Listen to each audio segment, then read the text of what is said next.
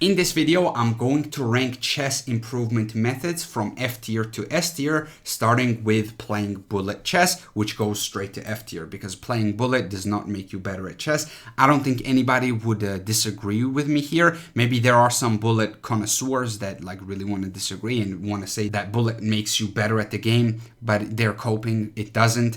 The thing is, bullet won't make you better at chess in general, but if you get better at chess in general, it will make you better at bullet. So it works the other way around. The thing is, bullet itself, not very useful. Blitz, however, is a very, very hot topic. Some people say that it's either a D or a F tier. Some people say it's S tier.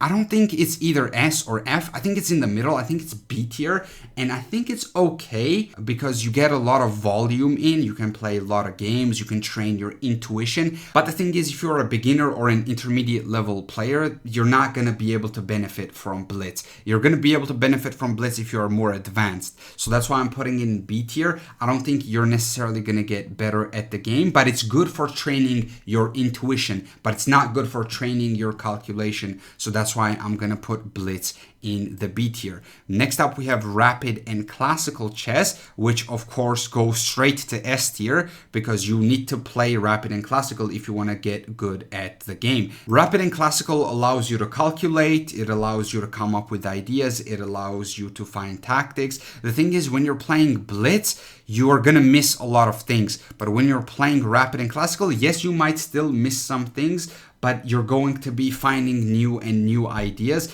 and you're not going to be able to do that in Blitz because you don't have enough time simply to find and come up with new ideas. You have to play higher time controls, and I think that playing rapid and classical will improve your chess more than playing Blitz or playing bullet. Next up, we have analyzing games, which I think goes to S tier. This is something that you have to do, whether you're analyzing your own games or you're analyzing grandmaster games. You have to do this because that's how you find your mistakes, that's how you fix your mistakes, and that's how you play better in the next game. So this is something that you have to do. I don't think anybody would disagree with me here, but the thing is, the way people analyze their games is straight up F tier because they just don't know how to analyze their games. They click game review and then they just skim through the game review. Okay, engine says this is an inaccuracy. Okay, this was a good move, and that's it. No, that's not how you analyze. You need to actually sit down, think about the position, think about the structure, think about what you could have done differently, think about all the positional ideas, and if you analyze correctly, it's S tier. But if you do it badly, it's just a waste of time. It's literally F tier. So I'm gonna put it in S tier if you do it right. Next up, we have YouTube videos, and I think that watching YouTube videos goes to A tier, but there is a big caveat here. And the thing is that you need to be engaged with the YouTube video. You can't be a passive listener and get better at the game, because if you're listening passively, yes, you're still gathering knowledge and information, but you still need to engage with the video. You need to pause at certain moments. You need to try to calculate specific positions. If you do that, this is A tier. YouTube is A tier. It might even be S tier. But the thing is, it also depends on which YouTuber you watch. So for example, if you watch Pegasus Chess, this is F tier. But if you watch me, for example, it's S tier. Or if you watch Daniel Naroditsky, rest in peace. If you watch chess coach Andras or Dr. John's chess clinic, yes, it's pronounced John, not Can, that he mentioned it in one of his videos. I don't remember which one exactly though. But on average, I think I would put watching videos in A tier. Now we have my videos specifically. My videos go straight to S tier. It's not necessary to watch my videos, but it's going to accelerate your progress significantly, because if you watch my videos, I'm going to introduce a lot of concepts. I'm going to give you examples. I'm going to teach you ways to utilize those concepts. And yeah, I think my channel is fantastic for chess improvement, so I'm putting myself in S tier. If you don't like it, well, too bad. It's my tier list. I get to do whatever I want. Next up, we have a training partner, and a training partner also goes to the S tier, but I think I'm gonna put it above me, because the thing is, having a training partner is really difficult because a lot of people just simply aren't disciplined. They don't show up consistently to like training sessions and stuff like that. But I think that if you have a good training partner that's around your level, it's one of the best things that you can do for your chess improvement. I would even say, okay, I can't put it above analyzing games because this you have to do. You don't have to have a training partner necessarily, but it's still going to accelerate your progress significantly. So I'm putting training partner in S tier. Next up, we have blindfold training. I'm gonna put this in the C tier. I think blindfold training is good for getting good at blindfold chess because if you train blindfold, you're gonna get better at blindfold. It makes sense. But overall though, I think there are just better ways of training your visualization abilities. Like, I think just regular calculation training is also going to train your visualization. So I don't think blindfold training specifically is necessary. I think it's C tier. It's not bad. Like, it's not like playing Bullet where it's not productive at all. And in a lot of cases, Bullet can even be counterproductive. But I think that it's okay. That's why I'm putting it in C tier. It's okay. I think you have much better options. Next up, we have puzzles. And I'm going to say that puzzles go in A tier. And the reason why puzzles go in A tier is because it's good at every level, but you have to train the right puzzles at right levels. So for example, chess.com and Lichess puzzles are going to be good for lower level players, and book puzzles are going to be better for higher level players. So you have to train the right puzzles. I don't think chess.com puzzles are really all that useful for higher level players. It's actually just a calculation exercise at that point, and I think there are better ways to train your calculation than puzzles in those cases. You can just find a game and you can just go through a game. So I think puzzles go in A tier. I think they're very useful, but I think that there are better options. I don't think they are necessarily S tier. So next up we have coaching, and of course coaching is dependent on how good of a coach that you have. If you have a bad coach, it's F tier. If you have me as your coach, it's S tier for sure. My 2000 ELO students would agree with that. But the thing is, I think that on average, I would put coaching, I want to put it in A tier. I kind of want to put it above YouTube videos because a coach can specifically point out your weaknesses. So it's more personalized, and YouTube is not more personalized. So I think coach has that advantage of seeing where you're going wrong and fixing that part specifically. So that's why I think coaching belongs in A tier. So next up we have calculation training. I'm gonna have to put this in S tier because you have to train your calculation. The thing is it better than training partner? I would say maybe, because you have to train your calculation. You don't need a training partner, but you need to train your calculation. So that's why I'm gonna put it in S tier. I think you have to calculate. So what are the methods of training your calculation? Well, first and foremost, you have to remember that any position in chess can be turned into a calculation exercise. Puzzles can be good for calculation, but puzzles are mainly for learning new patterns, in my opinion. But calculation can be done on anything. You can pick out a random GM game, and then you can go to a random position and start calculating. And that's a very good way to train your calculation. Or you can pick out critical moments, actually. Maybe not any specific moment, but you can pick out critical moment in a grandmaster game and just start like brute force calculating a lot of variations. And that's going to train your calculation quite well. So I think this is necessary. This is something that you have to do. I'm even tempted to put it above analyzing your games, but I would say these two right here are sort of interchangeable at this point. They're both below rapid and classical because rapid and classical is like playing chess, right? You have to play chess to get good at chess. So yeah, that's going to be number one always. So next up we have Chessible courses. I'm going to put Chessible courses in B tier. The reason why is because some courses are S tier, some courses are F tier. And I think that you can get the value of courses from YouTube videos and they are free.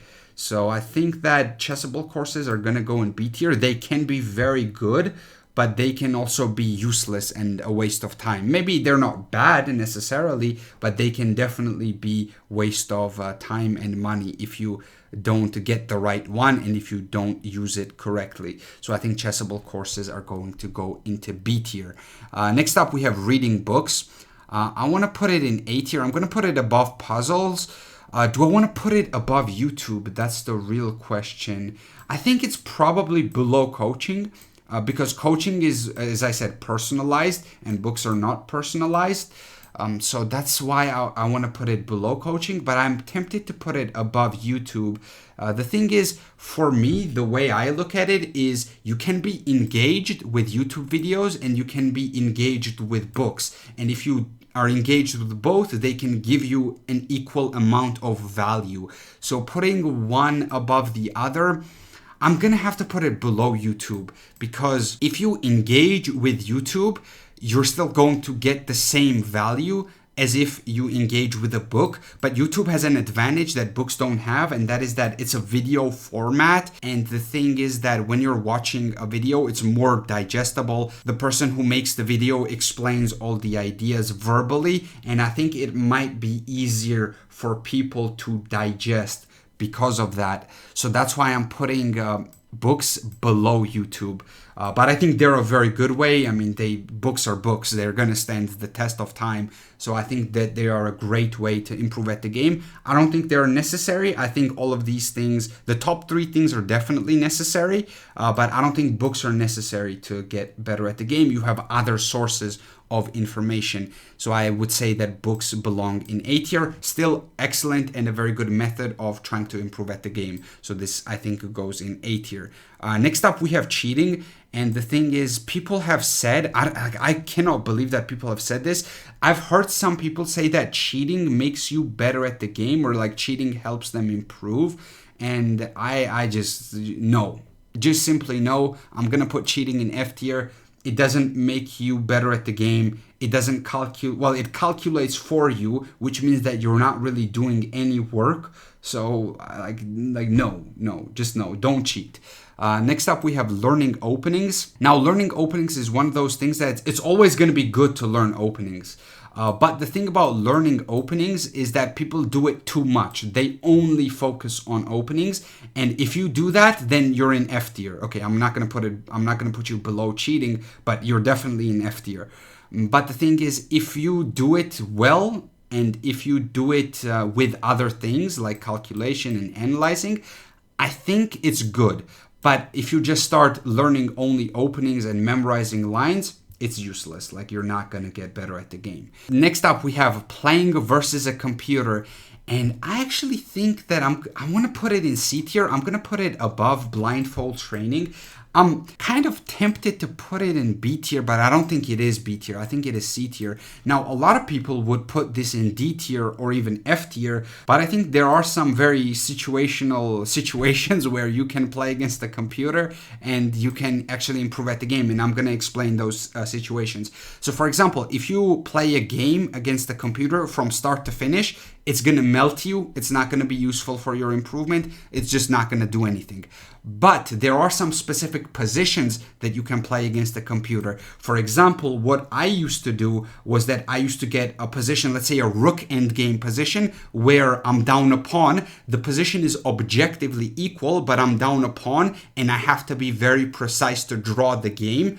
And of course, computer is going to pressure you until the end of time. It's very good at pressuring you. It's very good at coming up with resources. So I have to defend a very, very hard and difficult position against a supercomputer. But the thing is, the position itself is objectively drawn. And I think in those kinds of scenarios, practicing against the computer is really useful. So there are some niche cases where you can make use of playing against the computer. But I think in most cases, even those AI computers that are designed to play like humans, they don't play like humans. It just simply doesn't work. Good for drilling specific checkmates like knight and bishop checkmate or something like that. But it has some niche use cases, so that's why I'm putting it above blindfold training.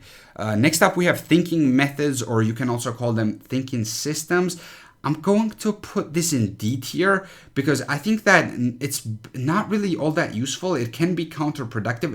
I don't think it's worse than Bullet necessarily. And what I mean when I say thinking methods or thinking systems is like watching those thinking system videos and then trying to apply that to your games. The thing is, chess is a very concrete game, and there's not going to be a single thinking system that's going to solve your problems. Like, it just does not exist. I'm sorry that you have to come to that realization at some point.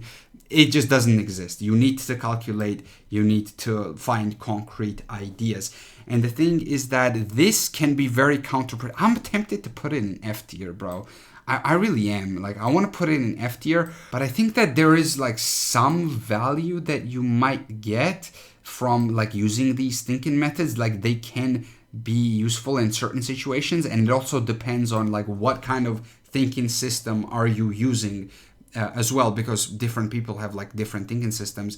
I would say like if you're using the checklist, checks, captures, attacks, I think that's very useful, but that's not really, would you call that a thinking system? I don't really know. So this one's kind of vague. I'm not sure what thinking systems really mean. You can define it in different ways. I think there are some very rare cases where they can be counterproductive, so that's why I'm putting them in D tier. I think they are okay at best, but I don't think they're all that useful. So this is going to be my tier list of ways you can try to improve. I think they're playing rapid and classical, analyzing games, and calculation. I think these three are definitely the best things you can do, and they are necessary for your improvement. Other things are great as well, but it really just depends on how you use your time. So I hope you enjoyed this video, and I want to know your opinions. What would you change in this tier list? What would you switch out, and where would you place it? So let me know in the comments below, and I'm gonna see you in the next one.